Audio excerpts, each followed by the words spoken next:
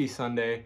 We've had a long time since we posted a video. We've been getting some new equipment, some new microphones, new lights, so I hope you guys enjoy. If you guys have any feedback on our video, feel free to leave it. We're working on improving all sorts of things.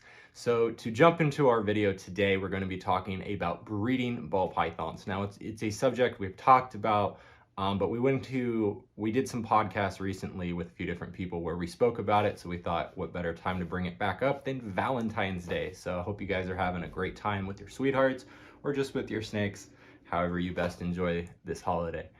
So moving into it, the first thing to know with ball pythons is there's 3 different factors that kind of go into breeding these guys.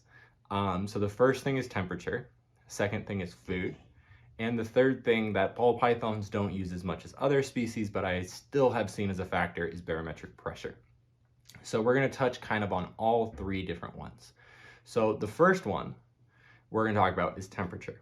So breeding ball pythons you can absolutely do year round. Now a lot of people think of it as a seasonal thing, that you have to breed them this time of year, but you know, we cycle different groups of snakes throughout the year, so we're not getting all of our eggs all at one time. So it depends on how you want to do it. If you got a few snakes, you can breed them all at once, not a big deal. If you got a larger collection, you might want to think about planning out different breeding seasons to create for yourself throughout the year. And this is done through controlling temperature. So right off the bat, I like to keep the cold side in my tanks about 78 degrees. So 78, 79, that's about perfect. I don't really like it getting above 80. The hot side for most of the year is going to be hanging at about 89 to 90. So I pretty much keep it exactly 89. So when we're going into breeding season, I will cycle, the first group I cycle usually at Thanksgiving. So I'll put them in for 6 weeks. I'm going to lower that hot side to 83. I'll crank it up a little bit for 2 days when I feed them, which I'm not doing a lot. But for those 6 weeks, they're pretty much staying at 83 on the hot side and at 78 on the cold side. You can also do this with nighttime temp drops, which I know a lot of people do. I personally do it this way just because it's the way I've always done it. It's the way I was taught to do it. But you can also do it with nighttime drops. That works really well too. So I'm doing that for 6 weeks. Like I said, the first group I start in Thanksgiving. The second group I typically start in April, sometimes March, just depending on our storm seasons here. I'm out in a desert, so which is our number 3 barometric pressure. So I don't get a ton of storm systems. So when I do, I like to use that to help me cycle a whole group. So right off the bat, we're doing those 6 weeks. Then we're gonna raise the temp back up to what it normally is, that 88, 89, 90 degree temp. I really like to make sure it's 88 or 89 this time of year because you don't want to get it too hot because that can kill sperm. So once I do that, I'm feeding heavily, which is also something I do before I cool them down. You just want to make sure they get all that defecation out before you cool them down.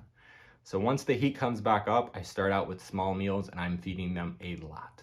I'm not doing as many big meals at first, but I'm doing small meals more frequently. And another thing to make sure is that they have water constantly. So I'm checking these guys' water every single day, sometimes twice a day, to make sure that every single one of my snakes has water. And by keeping track of how much they're drinking, you can actually tell if they're building follicles. Follicles are mostly made up of water. So when a female starts to build follicles, she's going to be drinking a ton. You'll fill up her bowl and she will just sit there and drink the whole thing. That is a sign that she's building. So you want to keep feeding and keep feeding. Once I tell if a female has follicles, I want to make sure I get her a really big meal, something a little bit bigger than I would normally feed her. And usually after that, they usually will ovulate shortly after that, if you followed kind of everything right. But you want to make sure that you're getting these intros done. Ball pythons store sperm, so the most important thing is that you're getting intros. Even if she doesn't have follicles, get that male in, get them to lock. I also think that can help with follicular development if they have that presence of a male early on. Different people do that, different people don't, but the main thing is these guys store sperm for 2 years, so make sure you're getting those locks now and make sure you're pairing them with the males you want to pair. I know a lot of people who have been cleaning snakes, thrown in, a male they're cleaning with a female, and then oops, they lock 10 minutes later, and now that male has his sperm in there for 2 years. So something to keep in mind. So when it comes to how frequently to intro our males, especially once a female has follicles, I want to make sure that male is going in there every 2 weeks about. At least every 2 weeks, I want to see a lock with that male. Now, eventually she's going to ovulate. Now, once she ovulates, you don't need to intro the male. But if you're not 100% sure if she ovulated, make sure you're still pairing, because you want to make sure you get them to breed as many times as you can. So what an ovulation looks like is in the middle of the snake, you're going to start to feel these follicles get bigger and bigger and bigger, and eventually right in the middle, a little down, we'll show you guys on a snake. We got some videos coming up when we got some females that will start ovulating. But it's gonna look like she swallowed a football, or you fed her a huge rat. But usually at this time, she will not be eating, so you'll be like, oh, I haven't fed her, what's that huge lump? Well, that's an ovulation, and you wanna go ahead and mark that date on your calendar. So about 2 to 3 weeks after that, she's gonna shed, and then about 4 weeks after that, and it can go longer, so don't freak out. It's almost never exactly on the dot, but about 4 weeks after that, she's going to have her eggs. So that's just something to kind of keep in mind. You can kind of tell when she's gonna lay by keeping track of that, so you make sure you have your incubator ready.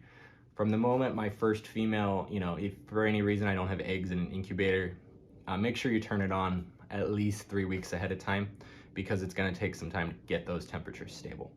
So now we're gonna move into the food, which I also touched in. Food is so important to developing follicles in snakes, especially when you get into your reticulated pythons, which we have another video coming up. Food is everything with those guys. It's more important than almost any factor. With ball pythons, it is also incredibly important. They have to have enough food or they'll just reabsorb their follicles. So you wanna make sure that you're pushing these guys with food.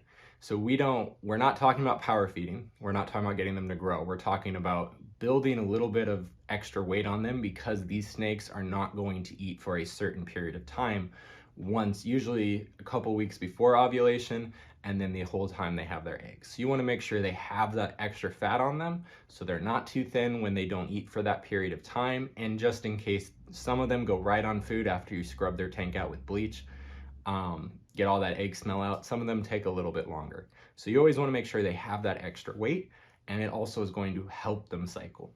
So when I start feeding these females heavier and heavier, that's when I'll start seeing follicles start to develop. All of them start breeding, because they start having everything they need to reproduce. So it's basically a snake's way. I kind of think of making sure the environment's right for their babies. So you want to make sure, that's also why we want to make sure they have constant water too. Water's so important in this process. You want to make sure they always got clean water. Like I said, as the season goes on, I'm checking morning, night, because these snakes are going to drink their water bowl that fast sometimes. So the third thing I wanted to touch on is barometric pressure. And again, this is going to be really important when we're talking about retics. But with ball pythons, it's still important. And storm systems cycle your snakes for you, makes it a lot easier. So if you have a storm system coming, start feeding those females really heavily. Or maybe if you've already been doing that, maybe cut off their food a little bit, drop their temps for a week. Just something to help simulate what that storm is doing, because they're going to sense that barometric pressure shift, which in nature is what I think, if you look at kind of when the storms cycle, they have a lot of storms and a lot of rain before they actually start laying eggs. So I think it's something that can absolutely help with ball pythons. Again, with retics, it's everything, those storm cycles. With ball pythons, not as important, but again, if you use all of these 3 tools to your advantage, you can get your snakes to cycle any time of year. We have clutches laid every single month of the year, and you can too, just by following those steps, keeping notes. That's again, I touch on it, and every time I talk about this, it's how you can learn. So throughout the jobs I had where I was breeding ball pythons, I always kept notebooks, so that when I started breeding my own, I kind of knew what they were going to do, because I kept notes on every single thing. So every minuscule detail, keep notes on it, and you'll start to see trends year after year. Hope you guys enjoyed that video. If you have any questions or anything you want us to address, leave them below in the comments. And hey, if you liked it, hit that like button, smash that subscribe button, and until next time, stay sophisticated, guys.